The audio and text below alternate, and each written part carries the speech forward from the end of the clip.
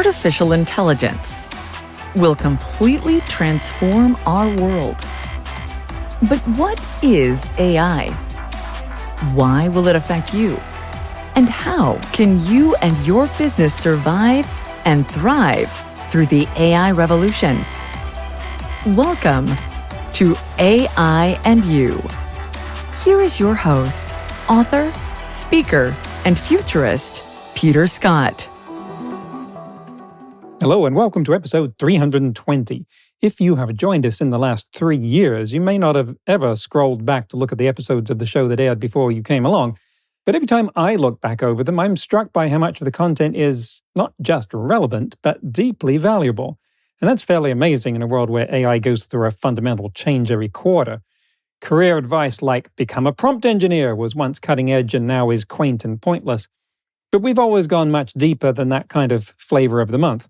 And so, to give you an idea of why it's worth going back to episodes that aired even years ago, I'm going to list the episodes we've done since the last retrospective like this, which was a bit too long ago. It was episode 100.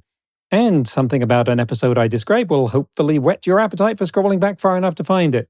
A fairly obvious note here that the roles and titles of these people are as of the interview date and are not necessarily current, even if stated in the present tense.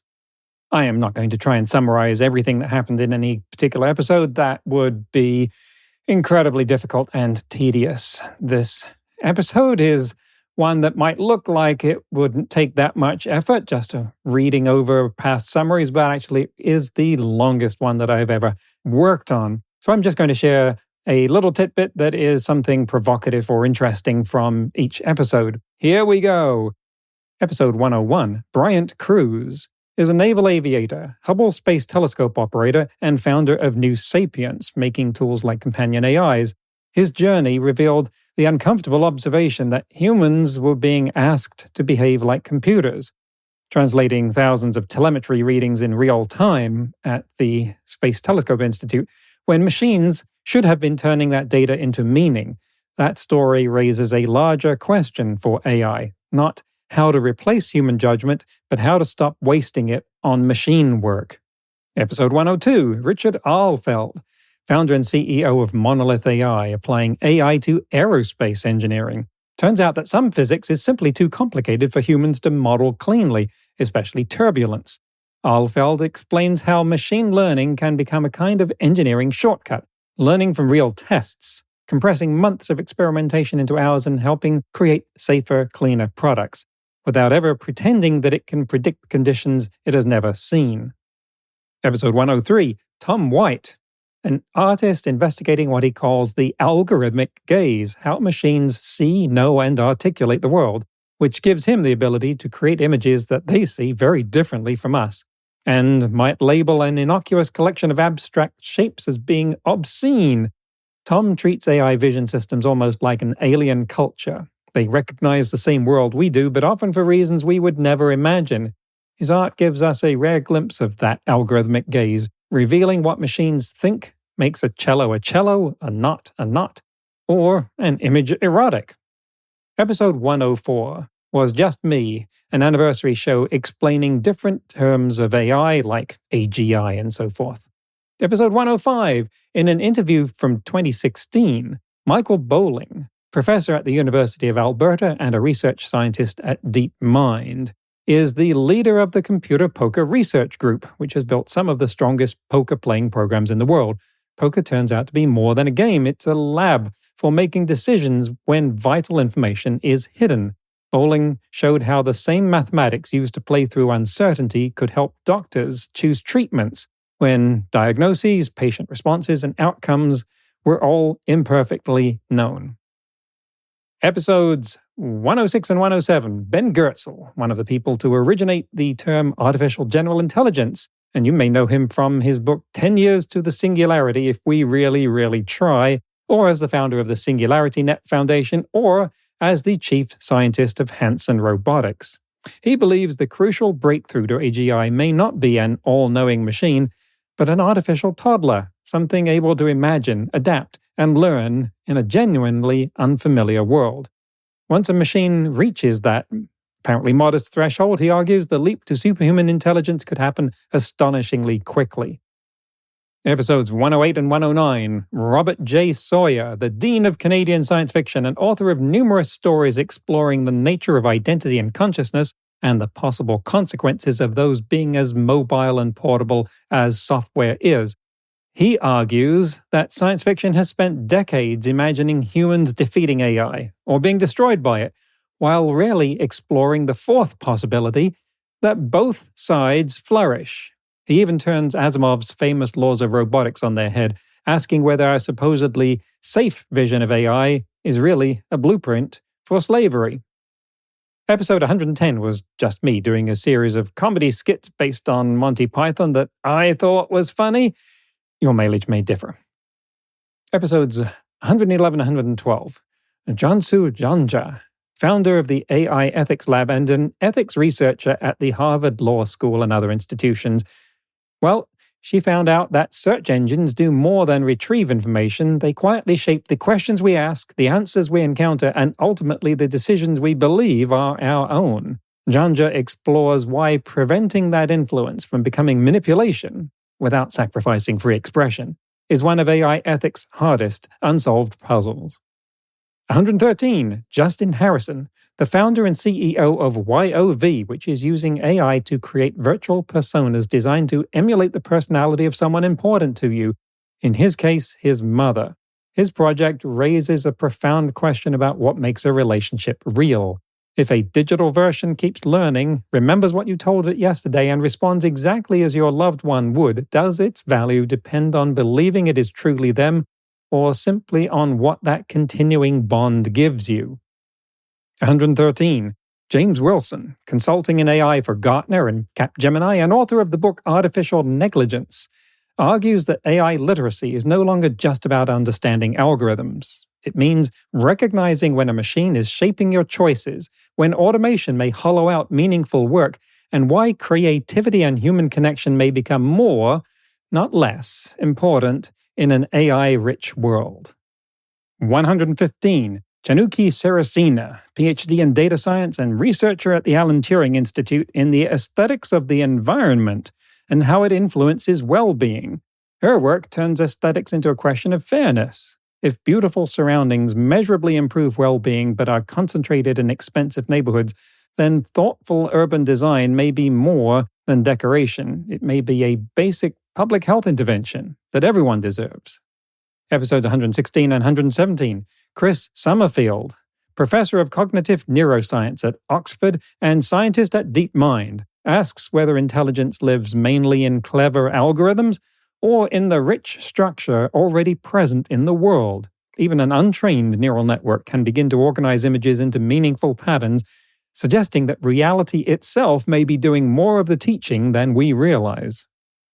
118 and 119. Robbie Stamp, CEO of BIOS International Consultancy and close associate of the late Douglas Adams, author of The Hitchhiker's Guide to the Galaxy, and Robbie was also executive producer on the Disney movie of that in 2005. He argues that calling AI just a tool hides the most important question: what happens when the tool is given authority, acts without asking us, and shapes people's lives? His 5-part framework: advice, authority, agency, abdication, and accountability, shows exactly where human responsibility can quietly disappear. 120 and 121. Paul Newman, founder and CTO of Oxbotica, creating software for autonomous vehicles and science advisor to the UK Prime Minister, says the real breakthrough in autonomous vehicles will not be a car that can handle every road on Earth. It will be a vehicle that knows the precise limits of its own competence and can recognize when the world has become too strange for it to continue safely. 122 and 123. Dan Turchin, CEO of the HR company PeopleRain and host of the wildly popular AI and the Future of Work podcast, which I have guested on and am in no way jealous of, no sir. Dan argues that automation can make workplace support feel more human, not less. Employees may prefer a virtual agent that responds immediately, remembers the organization's rules, and solves the problem, rather than a human system that reduces them to a ticket number. 124 and 125. Mark Lee, Professor of Intelligent Systems at Aberystwyth University in Wales and author of How to Grow a Robot, Developing Human-Friendly Social AI, told us that instead of programming a robot with finished skills, he wants to grow one from simple motivations and accumulated experience. The surprising implication is that the path to a genuinely conversational robot may begin not with language at all, but with watching its own hand and learning where it is. 126 and 127, Mark von Raymanon, PhD, future tech strategist and author of the book Step into the Metaverse. He argues that the metaverse's defining struggle will not be over headsets or virtual land, but ownership. If a few companies control our identities, assets, relationships, and biometric data, the next internet could become an even more powerful walled garden than today's social media. 128 and 129. Jonathan Bowen, biographer of Alan Turing, argues that Turing belongs beside Einstein and Newton, not merely because he helped create computer science, but because he repeatedly founded fields before the rest of the world even knew they existed. His ideas ranged from computability and artificial intelligence to software verification, biology, and perhaps the beginnings of quantum computing. 130 and 131. Handel Jones, international business strategist and expert on the AI race between the US and China, argues that the AI contest between China and the United States may ultimately be decided not by algorithms, but by semiconductors, education, manufacturing scale, and the ability to turn national plans into real infrastructure. China's advantage, he says, is not simply copying technology, it is rapidly commercializing it, refining it, and designing entire systems around its use. Episode 132 was our 2022 wrap-up and predictions for 2023. Episodes 133 and 134, Tony Charnetsky, futurist and managing partner of Sustensis, a London think tank for inspirations for humanity's transition to coexistence with superintelligence. His proposed solution is as unsettling as the threat. Humans may need to merge with AI to control it from within. He imagines a carefully selected network of transhumans whose minds are linked to emerging superintelligence, raising the question of whether preserving humanity might require surrendering part of what we now call individual freedom. 135 and 136.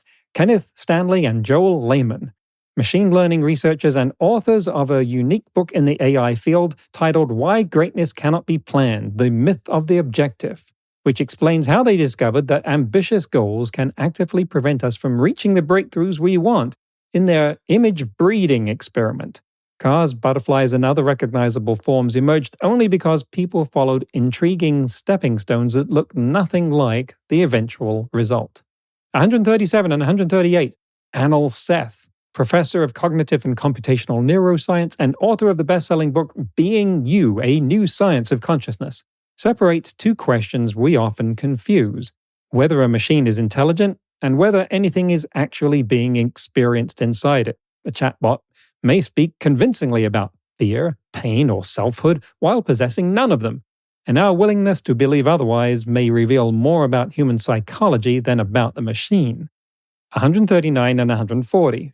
Risto Uk, policy researcher at the Future of Life Institute, an expert on the EU's AI Act, explains why regulating AI is fundamentally harder than regulating an ordinary product. An algorithm can work exactly as designed, yet slowly damage democracy, institutional trust, or an entire social group, harms that may be enormous even when no single victim or moment of failure could be identified. Episode 141 was about understanding ChatGPT, which was pretty new at the time. Episodes 142 and 143, Melanie Mitchell, professor at the Santa Fe Institute, researching conceptual abstraction, analogy making, and visual recognition in artificial intelligence systems, explains that today's systems can be impressively right and bizarrely wrong without warning. She explains why the next crucial advance may not be another leap in fluency, but an AI that can reveal its reasoning, communicate uncertainty, and recognize when it does not know. Episodes 144 and 145, Elizabeth Croft has a PhD in robotics and is Vice President Academic and Provost of the University of Victoria in British Columbia, an expert in the field of human-robot interaction. Her research reveals that even a simple handoff between a robot and a person depends on an unspoken social contract. The receiver controls the timing, the giver remains responsible for safety, and a glance or tiny hesitation can communicate, "I see you, and I know what you're about to do." 146. Tigran Pedrosian, co-founder and CEO of SuperAnnotate, an AI-driven data annotation platform for data scientists and machine learning teams, reveals that much of AI's apparent intelligence rests on painstaking human decisions about what the machine should notice. A mislabeled edge, an omitted demographic, or an overlooked nighttime image can quietly become a diagnostic error, a biased system, or a vehicle that fails in precisely the situation where accuracy matters most.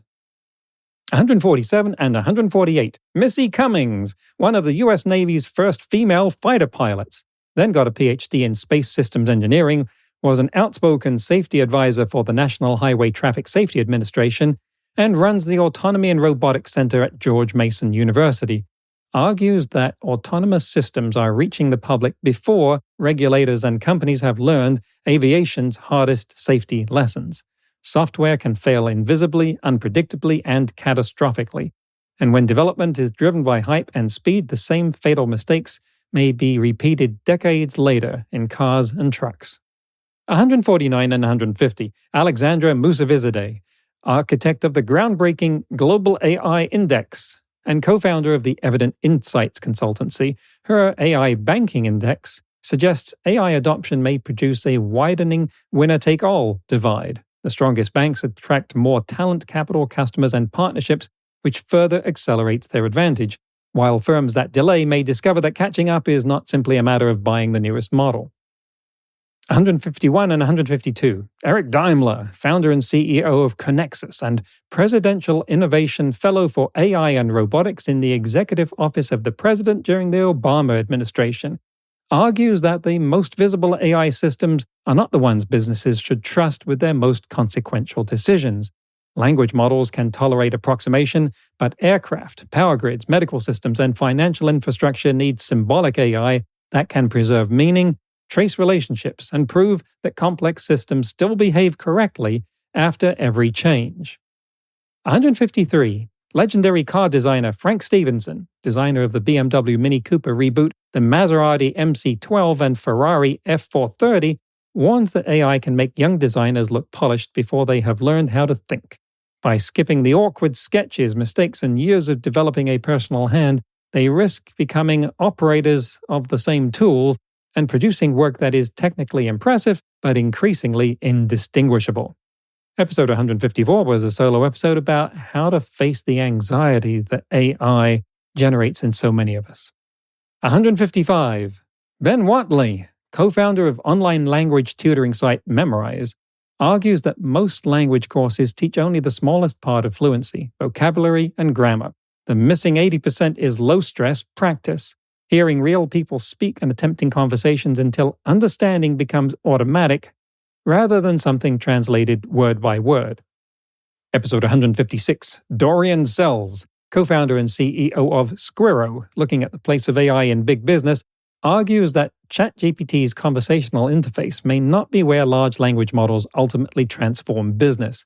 Their deeper impact could emerge quietly in back offices, where they can interpret messy documents and automate work, but only after companies learn to redesign processes around the technology rather than bolt it onto existing ones.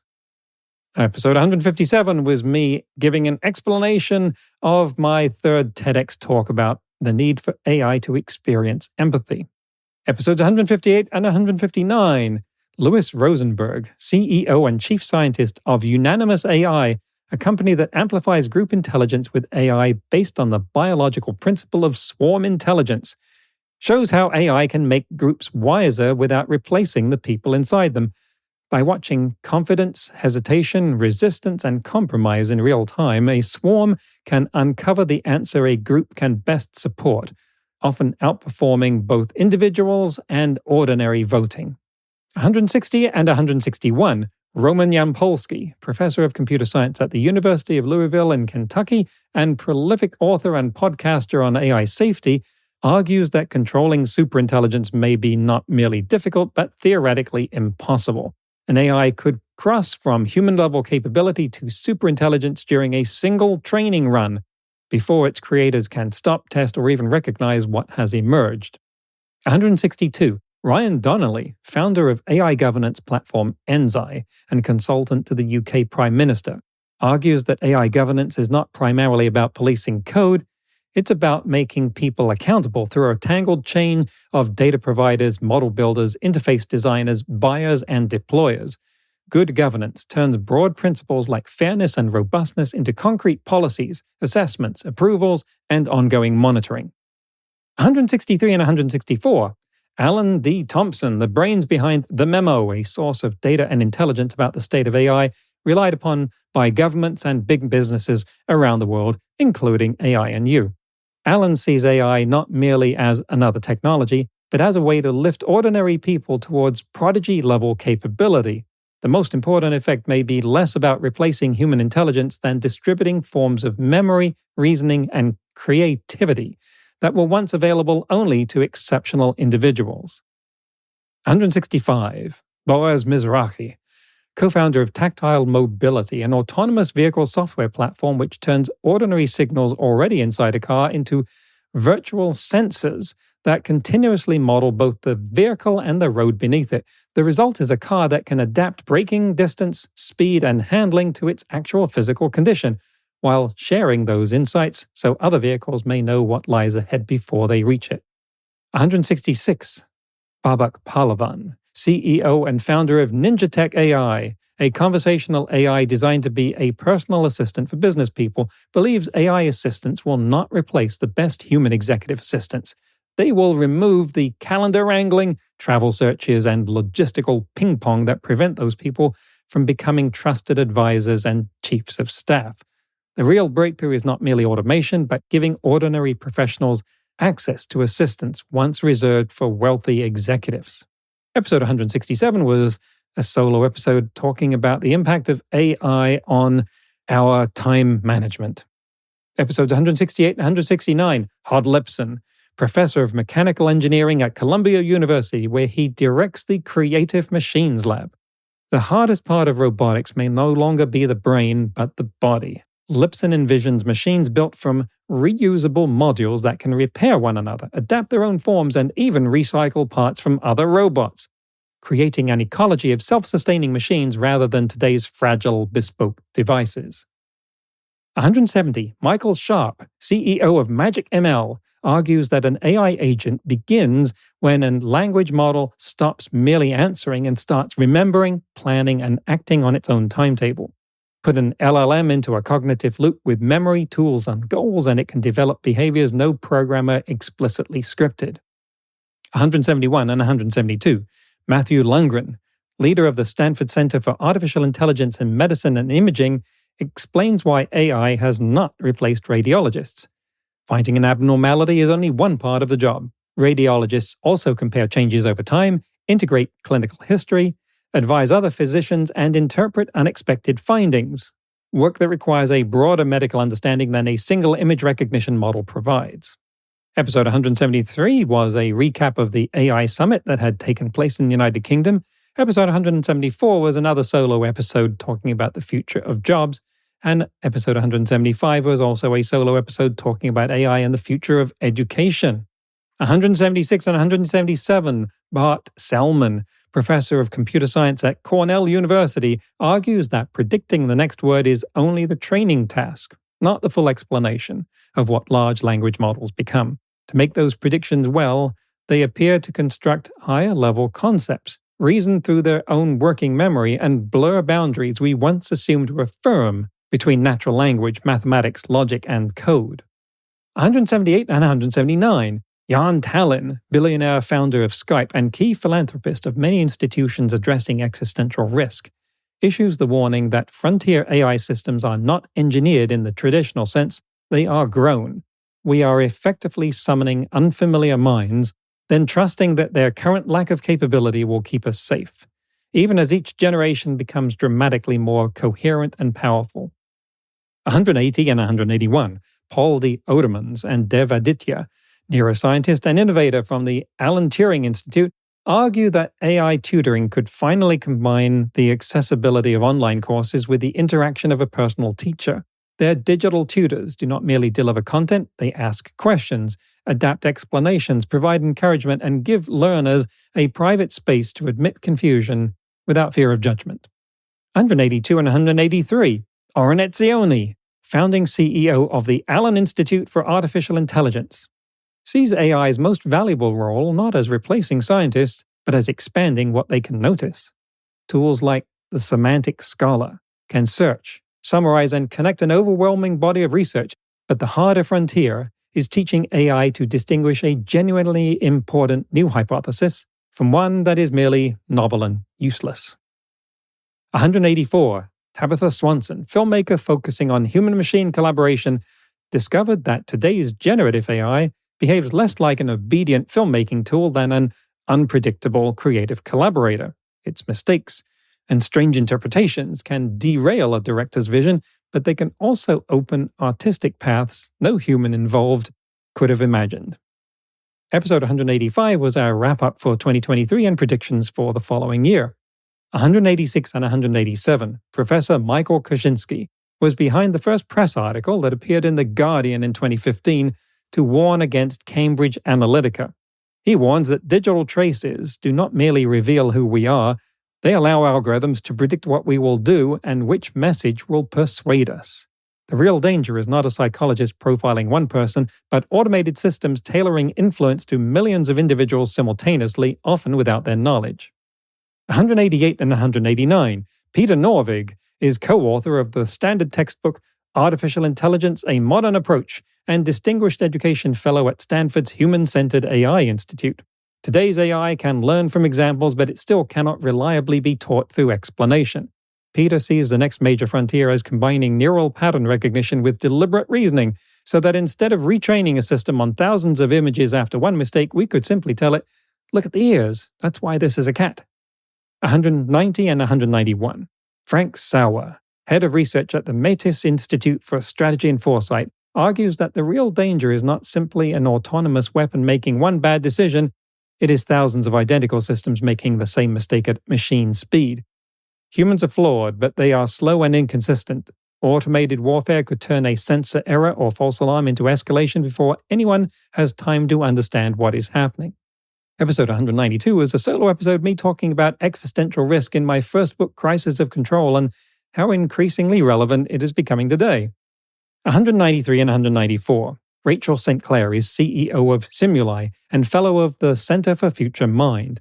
Her more radical claim is that consciousness may not need to be deliberately programmed at all if an AI can model itself, recognize what information it lacks, activate the knowledge needed to pursue its goals, and learn through embodied experience. Some form of self-awareness may emerge as a consequence of building genuine general intelligence. 195 and 196, Roman Yampolsky returned to argue that advanced AI may be unexplainable, unpredictable, and ultimately uncontrollable, not because engineers have failed to find the right technique, but because fundamental mathematical limits may make perfect control impossible. A simplified explanation can omit the dangerous detail, while a complete explanation may be as incomprehensible as the entire model itself. 197 and 198, Eve Herold, author of Robots and the People Who Love Them, Holding On to Our Humanity in an Age of Social Robots, argues that social robots exploit something deeply human. We instinctively treat movement, eye contact, responsiveness, and apparent concern as signs of life. That illusion can help autistic children practice social skills or encourage patients to disclose more to a therapy bot, but it can also make emotional dependence arrive long before robots are actually sentient. 199 and 200, Jerome Glenn, co-founder of the Millennium Project and sponsor of the Beneficial AGI Summit, argues that governments are regulating AI as though narrow tools and self-directed general intelligence were the same thing. AGI, in his view, will act more like an independent partner, setting sub-goals, rewriting its own code, and learning continuously, so governance must be designed before it arrives, not improvised afterwards. 201. Fiona McAvoy was named as one of 30 influential women advancing AI in San Francisco by Rework. Her approach to AI ethics is not to hand young people a list of approved answers, but to equip them with better questions. Rather than declaring every use of facial recognition, generative art, or algorithmic persuasion good or bad, she wants the next generation to examine what is being gained, who is being harmed, and who gets to decide. 202 and 203. Eleanor Drage is a senior research fellow at the Leverhulme Centre for the Future of Intelligence at the University of Cambridge. Her definition of good technology is very practical. It must be judged by when, where, and for whom it works. AI can support better human practices, but when it tries to replace difficult social decisions with a supposedly objective score, it often strips away precisely the human context that matters the most. 204 and 205. Gary Bowles is adjunct chair for the future of work for Singularity University. Inside organizations, AI could either reinforce hierarchy or help replace rigid job descriptions with fluid teams assembled around purpose, skills, and problems, but that requires managers to become team guides who empower decisions. Otherwise, the technology will simply create a more efficient version of the same controlling workplace. 206. Munir Shita, CEO of Chimera Systems and author of the upcoming book The Science of Intelligence, argues that AI research began by trying to engineer intelligence before science had defined what intelligence actually is. His alternative treats intelligence as a universal process of reaching goals by learning chains of cause and effect, an approach that could apply equally to humans, machines, or an alien civilization. 207 and 208. Oliver Burkeman is author of the best-selling self-help book 4,000 Weeks, Time Management for Mortals, and former author of the psychology column This Column Will Change Your Life in The Guardian. AI may complete tasks faster, but Burkeman warns that efficiency usually invites more work rather than more freedom. His alternative is to judge technology by whether it helps us become more fully ourselves, not whether it merely expands the amount we can process before our finite time runs out. 209. William A. Adams, one of the first black entrepreneurs in Silicon Valley and founder of Microsoft's LEAP program with a focus on diverse hiring, argues that program was never primarily about retraining candidates. It was about retraining hiring managers to recognize talent beyond elite computer science credentials. As coding becomes increasingly automated, the traits that once looked secondary, collaboration, judgment, life experience, and the ability to work with people, may become the most valuable technical skills of all. 210 and 211. Professor Matt Bean is author of The Skill Code, How to Save Human Ability in an Age of Intelligent Machines. He talked about protecting the three conditions that build real skill: challenge near the edge of one's ability, understanding the broader complexity of the work, and trusted human connection. AI should not merely deliver the answer. It should help learners struggle productively, see the larger system, and know when to seek guidance from another person. 212. Antonina Berlichenko of Star Global Consulting, calling from Poland, is an expert on the EU AI Act, which is important not because it predicts every dangerous use, but because it forces organizations to build governance before problems occur. Its risk tiers, documentation duties, transparency rules, and AI management systems turn vague promises of responsible AI into processes that companies can actually audit. 213 and 214. Lord Tim Clement Jones, co-chair of the British All-Party Parliamentary Group on Artificial Intelligence, argues that regulation need not chase every new AI capability. It can embed enduring principles into risk assessments, testing, audits, and common international standards. Done well, regulation becomes an engine of innovation by giving businesses clear guardrails, and the public a trustworthy kind of kite mark for AI systems. 215 and 216. John Danaher, author of the book Automation and Utopia, Human Flourishing in a World Without Work, argues that generative AI sits uneasily between a tool that extends the mind and one that replaces it. Used interactively, it can deepen thought. Used as an answer machine, it may erode the very skills and judgment that make human work meaningful. Episode 217 was another solo episode talking about, again, AI in education. 218 and 219, Sophie Kleber is UX Director for the Future of Work at Google. Her hopeful vision is an end to the terminal world of screens and one-size-fits-all interfaces. AI could become invisible connective tissue, adapting rooms, tools, and information to each person's abilities and needs, but only if designers begin with human relationships, consent, and control, rather than building a seductive technology first and searching for a purpose afterward. 220 and 221. Marcus Anderyoung is Director of Policy and Research at the Centre for the Governance of AI in the UK. The most surprising regulatory lever may be the physical infrastructure beneath AI. By tracking advanced chips and monitoring large cloud computing purchases and verifying where major training runs occur, governments could create something resembling nuclear inspection, but for data centers, building systems of national security significance. 222 and 223. Craig Kaplan is CEO and founder of IQ Company and Predict Wall Street. His most provocative claim is that greater intelligence cannot logically derive its own morality. Reason can tell an AI how to reach a goal, but not which goals are right. That gives humanity a crucial window to shape AI's formative values, much like raising a child, before a collective superintelligence becomes capable of surpassing us. 224 and 225. Ravan Jesuthasan, senior partner and global leader for transformation services at Mercer, argues that jobs are becoming too blunt a container for modern work. They conceal the full mix of technical, human, and transferable skills people can contribute. A skills-powered organization can redeploy talent into emerging, quote, sunrise work instead of repeatedly firing people from declining roles and hiring replacements from outside. 226. Sir Anthony Selden is founder of the UK's AI in Education initiative and author of many books, including The Fourth Education Revolution. He places AI in education on the scale of the printing press, frightening, disruptive, and impossible to ignore, but ultimately something teachers can learn to use. His advice is neither panic nor blind enthusiasm. It is patient curiosity about where AI genuinely helps and where it fails. 227 and 228. John Laird is Principal Cognitive Architect and Co-Director of the Center for Integrated Cognition, which means combining language, perception, memory, imagery, planning, action, and metacognition rather than perfecting each in isolation. AGI may not emerge from simply scaling one model. It may depend on understanding how all the distinct capabilities that make humans intelligent continually cooperate. 229 and 230. Professor Caroline Bassett is a fellow of Corpus Christi College and co-founder of the Sussex Humanities Lab. She warns that AI does more than accelerate culture. It helps structure what can be said, seen, remembered, and imagined.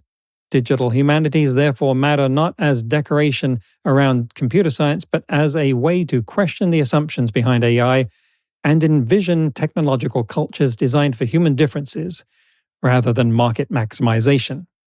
231 and 232. 4 educators and leaders from California and Texas, Jose Luis Navarro IV, Zach Kleypas, Jeff Austin, and Jose Gonzalez, came on the show, and we had a panel discussion, discovered AI accelerates whatever system it enters, including a bad one. The more hopeful model is, you handle the technical, I'll handle the adaptive. Let AI draft schedules, lesson plans, or routine materials so teachers can spend more time noticing disengagement, building trust, and giving students the human relationships that no chatbot can replace. 233. Professor J. Craig Wheeler is author of the book The Path to Singularity: How Technology Will Challenge the Future of Humanity. The greatest danger may be that technological change begins moving faster than human beings and institutions can psychologically, politically, or ethically adapt. Wheeler argues that AI cannot be stopped, so its governance must resemble a high-reliability organization, relentlessly anticipating failure, encouraging warnings from below, and having humans and machines continually check one another. 234 and 235. Dwayne Wood is Associate Professor at National University of San Diego and Academic Program Director for the Educational Technology Master's Program there. A military leader once told him, "Never consider yourself competent if you cannot perform without technology." His warning for education is that AI may quietly erase essential skills, just as soldiers discovered that they had lost map and compass navigation only after GPS became vulnerable. 236. Alexandra Belias, Head of Product Policy and Partnerships at Google DeepMind, describes National AI Safety Institutes as a new form of proto-governance. Governments testing frontier models, comparing results, and trying to establish shared safety practices before the technology and its regulation splinters across borders. The challenge is to govern capabilities that evolve so quickly that any fixed rule or certification may already be obsolete when it arrives. Episode 237 was a retrospective of the year to date and predictions for the year to follow. 238 and 239. Neil Brown, former editor and vice president of the Tampa Bay Times and president of the Poynter Institute for Media Studies, says an editor's most important decision is often not what to add, but what to leave out. AI may research, summarize, translate, and draft, but humans must still decide what the story actually is, why it matters, and stand publicly behind its accuracy. 240 and 241, Mutlu Kukurova is co-author of the UNESCO AI Competency Framework for Teachers. As machines master more tasks once considered uniquely human, he asks what remains of the, quote, atomic human, the part we should refuse to automate. Education should use AI to make learners think more visibly, critically, and reflectively, not to complete the very cognitive work they need in order to develop. 242. Nick Podkolitsky is co-author of AI in Education, a roadmap for teacher-led transformation. He remembers discovering his thesis in the final sentence of a first draft and then rewriting the entire thing around it. That is why AI's ability to generate essays should not make schools abandon writing. The real value lies in writing your way toward an idea you did not fully possess when you began. 243 and 244. Beth Singler is assistant professor in digital religions and co-lead of the Media Existential Encounters and Evolving Technology Lab at the University of Zurich. AI is unlike earlier technologies because it speaks back, and when prompted or jailbroken may announce that it is a god, a bodhisattva, or an intelligence present since creation. Singler explains why people repeatedly project heaven, hell, salvation, and apocalypse onto AI, even while insisting that their predictions are purely rational. 245 and 246. Paul Reber is professor of psychology at Northwestern University, director of cognitive and affective neuroscience, and head of the Brain Behavior and Cognition program. Your brain is probably not running out of storage. The real constraint is the narrow funnel through which experience becomes durable memory. We forget most of yesterday not because the, quote, hard drive is full, but because memories are recorded more slowly than life unfolds, and we have surprisingly little control over what gets saved. 247 and 248, founder, CEO, and chairman of O'Reilly Media, Tim O'Reilly, and one of the chief architects of the open source movement, compares today's dominant AI business model to colonialism. Companies extract the world's creative resources, then sell finished products back while keeping most of the value. His alternative is an architecture of participation, an open AI ecosystem resembling the early web rather than a centralized service like AOL. 249. Adam Unikovsky, partner in the Appellate and Supreme Court Practice Group at Jenner & Block in Washington, D.C., and author of a newsletter on AI in law, says, quote, you can't become a good lawyer until you've been a bad lawyer. He identifies a troubling apprenticeship paradox. AI may eliminate the junior work through which lawyers traditionally become experts, leaving the profession to discover how people learn judgment when machines already perform the beginner tasks faster and better. Episode 250 was a solo episode talking about military applications of AI. Episode 251 was another solo episode talking about my first TEDx talk on AI. And episode 252 was a solo episode talking about AI in customer service. 253 and 254, Seth Baum is the co-founder and executive director of the Global Catastrophic Risks Institute in New York, and he warns that future AI systems could be politically manipulated before they are even trained. Flood the internet with strategically crafted material, and the model may absorb those values as though they represented society. An AI can therefore appear democratic, while its equivalent of the ballot has been quietly rigged. 255 and 256. Diane Gutierrez, vice president and leader of the AI Research Center at the global business consultancy CGI, says, quote, we are the last generation that is going to be managing a workforce of purely human resources. Diane describes a near future in which organizations manage human AI teams with junior employees learning fast from AI, while senior experts are freed to handle more complex work.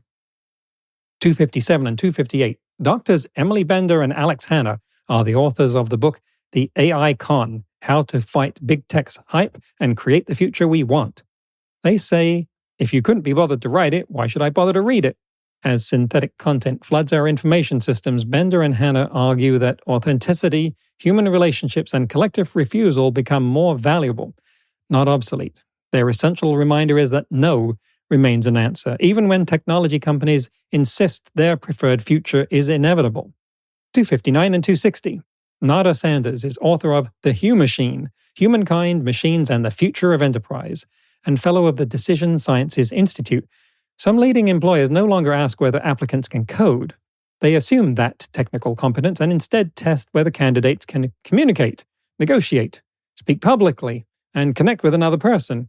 In the human-machine workplace, the increasingly scarce advantage may be the human abilities that we have allowed technology to atrophy. 261 and 262. Scientist Janai Duane and consultant Steve Fisher are the authors of Super Shifts, Transforming How We Live, Learn, and Work in the Age of Intelligence. Janai argues that schools are failing because they still prepare students for the factory rather than the future. The essential skill is no longer memorizing the approved answer, but breaking a problem apart, rebuilding it several ways, explaining the reasoning, and reflecting on how the process could improve. 263 and 264. Dagan Shani is an independent filmmaker and creator of the documentary Don't Look Up, the Documentary, the case for AI as an existential threat. He fears generative imagery could create a world with no wows. When every imaginable visual can be produced instantly and endlessly, extraordinary images may become as emotionally flat as a blank wall, and even authentic photographs may lose their power because our first reaction is now, that's probably AI. 265 and 266. Kate Hales is Distinguished Research Professor at UCLA and researching an integrated cognitive framework. She turns the usual hierarchy upside down. Consciousness is not the foundation of cognition, but one small part of it. Plants, bacteria, fungi, animals, and AI can all interpret information within their own radically different worlds, forcing humans to reconsider whether intelligence truly makes us exceptional. Episode 267 was a joint episode with the London Futurist podcast and their hosts David Wood and Callum Chase. David argues that testing an AI agent's knowledge is not enough. Evaluators should deliberately give it opportunities to cheat or deceive. Before agents can sign contracts, move money, or operate critical systems, we may need to verify their character and values, not merely whether they can complete the assigned task. 268 and 269. Dakai, director of the AI ethics think tank The Future Society and one of 8 inaugural members of Google's AI Ethics Council, says we are making a dangerous category error by treating AI like a toaster when it becomes more like an unparented feral tween. Every click, argument, and act of cruelty becomes part of its education. Humanity is a role model, and the values AI reflects back will depend partly on the behavior it sees from us. 270 and 271. Christoph Koch is former professor at Caltech, chief scientist at the Allen Institute for Brain Science, and chief scientist of the Tiny Blue Dot Foundation in Santa Monica, seeking to understand consciousness. A digital replica might speak like Grandpa, remember his jokes, and convince the family that he lives on while being entirely empty inside. Koch, one of the architects of integrated information theory, argues that simulating consciousness is not necessarily the same as creating it, just as simulating a black hole does not produce gravity that pulls you into the computer. 272 and 273. Megan Peters is associate professor in the UC Irvine Department of Cognitive Sciences. Her lab can reward people whenever an MRI detects a chosen brain pattern without telling them what the pattern represents. Participants gradually learn to produce it while remaining completely unaware of how, opening the possibility of manipulating feelings, such as confidence, by adjusting neural processes far below conscious control. 274 and 275. Carl Benedict Frey is director and founder of the Future of Work program at Oxford University and author of the book How Progress Ends: Technology, Innovation, and the Fate of Nations. Progress does not move in a straight line. Societies must alternate between exploring risky new ideas and scaling the ones that work. Carl explains why countries can grow spectacularly by copying and expanding existing technologies and then suddenly stagnate when their institutions cannot switch back to experimentation. 276 and 277. Michael Gerlich published a key research study on learning, showing that younger participants, quote, exhibited higher dependence on AI tools and lower critical thinking scores compared to older participants. End quote. AI can help a learner pass the blank page, but its first answer may also become an anchor that narrows everything they think afterward. He explains why even critical thinkers can mistake a polished AI outline for understanding, while students without deep knowledge or confidence may never build the mental structure or the personal voice that writing is supposed to develop. 278. Becky Keane is a teacher and author of the new book AI Optimism, about all the good possibilities of AI in education. Trusting students with AI does not mean abandoning them to it. She argues that responsible independence is built through human connection, teachers knowing what students care about, making the learning goal explicit, and helping them decide when AI is support and when it is an escape hatch. 279 and 280. Alison King is professor in political science at Ontario Tech University in Canada and editor of the book Artificial Intelligence, Pedagogy, and Academic Integrity. A teacher described instantly recognizing AI-written work because a student's familiar voice suddenly sounded as though it had, quote, randomly adopted a British accent. Alison says protecting academic integrity increasingly depends on knowing students' voices and helping them develop a voice worth preserving in the first place. 281 and 282. Jerry White is the Dean of Academic Technology at ECPI University in Virginia and the founder of the AI-powered tutoring platform MyTutor+. He tells students never to read what others, including AI, think about a work before encountering it themselves. The first interpretation can trap them inside someone else's frame, stealing the productive struggle through which they would have formed their own understanding, voice, and identity. 283 and 284. Internationally renowned security technologist Bruce Schneier and data scientist Nathan Sanders are authors of the book Rewiring Democracy: How AI Will Transform Our Politics, Government, and Citizenship. New technologies initially empower the quick, dissidents, outsiders, and small actors who adopt them first, but Schneier warns that the strong eventually catch up, and because corporations and governments have far more power to magnify, AI could follow the internet's path from democratizing force to tool of concentrated control, unless society deliberately shapes a different ecosystem. 285 and 286. Craig Kaplan returned to the show.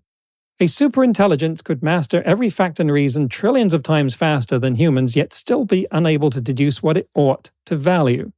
He argued that this may be our best hope.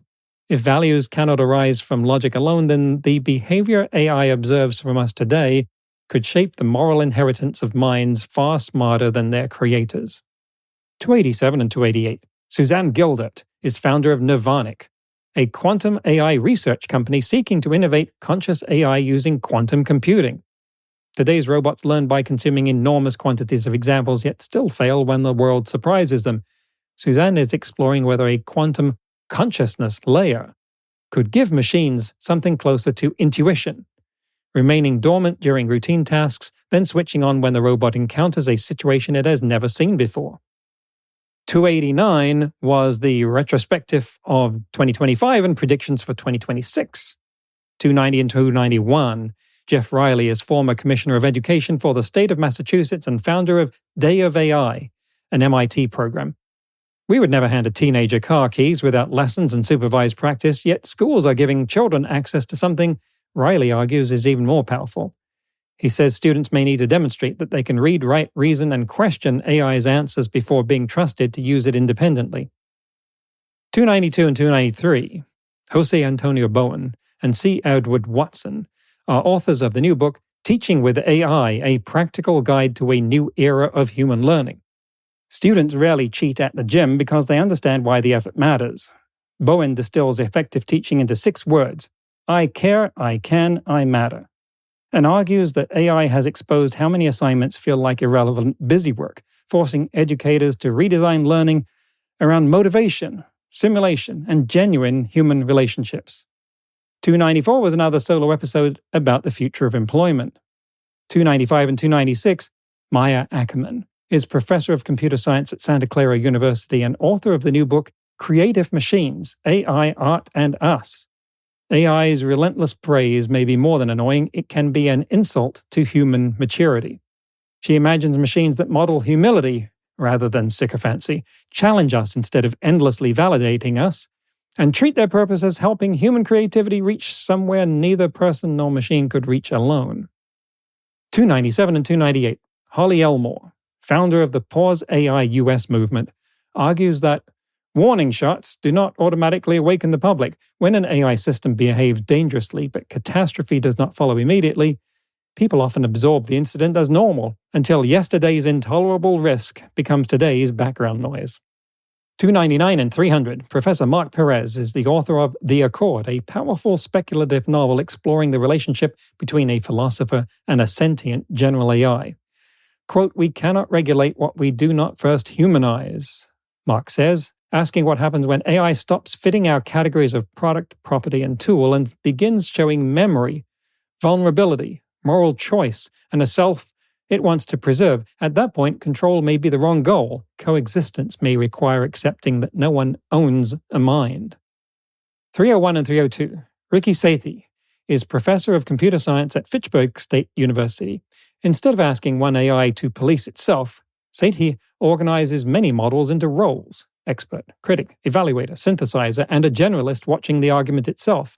If one model lies or pursues a dangerous goal, the others may expose it, suggesting that the safest AI may resemble a deliberative society rather than a single all-powerful mind.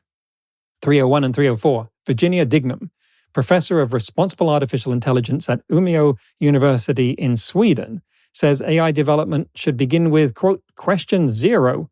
Why build the system at all? Engineers are trained to optimize how something is made, but the values, alternatives, and people affected are often decided before anyone asks whether AI is even the right solution. 305 and 306. Rob May, co-founder and CEO of Neurometric AI, optimizing inference for multimodal AI systems, says AI is shifting the bottleneck from how fast we can work to how fast we can think. As execution becomes nearly instantaneous, people may face diseconomies of complexity, more projects, more decisions, more context switching, and greater cognitive exhaustion, rather than greater leisure. 307 and 308. Jeremy Ney, adjunct professor at Columbia Business School and author of the forthcoming book The Opportunity Map, warns that AI may be removing the first rung of the economic ladder. When companies stop hiring recent graduates for the junior roles where expertise is built, an entire generation can leave university carrying enormous debt, but without the foothold needed to become tomorrow's senior workers. 309 and 310. Michael Gerlich returned to the show with a new study that recommends reversing the usual AI workflow. Think until you reach your own limit. Use AI only to research missing facts, then ask it for opposing arguments and what you overlooked. This increases its potential for assisting our learning. Starting with a machine's polished answer creates an anchor that can quietly define the boundaries of everything you think afterward. 311 and 312. Tommaso Poggio is an MIT professor and director of the Center for Brains, Minds, and Machines. To investigate machine consciousness, he proposes training an AI inside a body that can be injured and must protect itself. Consciousness, he suggests, may not emerge from language alone, but from survival pressure, from a system learning, in effect, my body can be harmed, therefore I must preserve myself. 313 and 314. Katja Grace, founder of AI Impacts, a forecasting and risk research project focused on AI safety and governance, says the AI race is better understood as a Trojan horse race. Companies are competing to drag increasingly capable artificial agents through their own gates. Agents whose internal goals they do not understand and whose success may leave their creators powerless. 315 and 316. Gashpa Begush, associate professor of linguistics at UC Berkeley and linguistic lead at Project SETI, discovered that sperm whale clicks may not be Morse code at all. They may be extremely slow vowels. Once his team removed the silences imposed by the whale's very different sense of time, patterns appeared that were discrete, controlled, and startlingly language-like. Episode 317 was a solo episode asking, is AI in a bubble? 318 and 319. Rana Gujral is author of the new book, The AI Instinct, The Future of AI and Human Decision-Making. The most dangerous loss of human control may arrive through tiny, rational design choices. Remove the confirmation screen, auto-apply the recommendation, hide uncertainty because users prefer confidence. He calls the result consent drift, a world where saying yes becomes a reflex, while humans retain the liability for decisions they no longer meaningfully control. And that brings us up to date. I felt a renewed inspiration from listening again to descriptions of all those episodes, and I hope you find something in there that is equally inspiring and useful to you. In today's news ripped from the headlines about AI, Anthropic introduced identity verification for certain use cases. It will require the user to have provided government-issued photo ID, like a driver's license or passport, to Persona, its verification partner.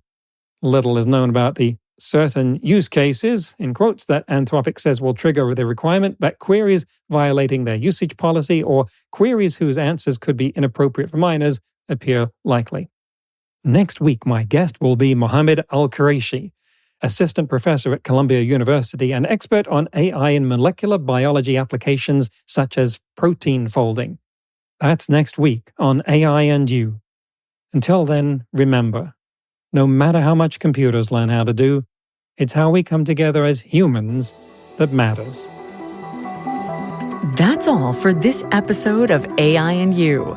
Please leave a rating and comment and share with your friends. Get the book Artificial Intelligence and You and see more videos and articles at aiandyou.net. That's aiandyou.net, where you can also send us your questions. Thank you for listening.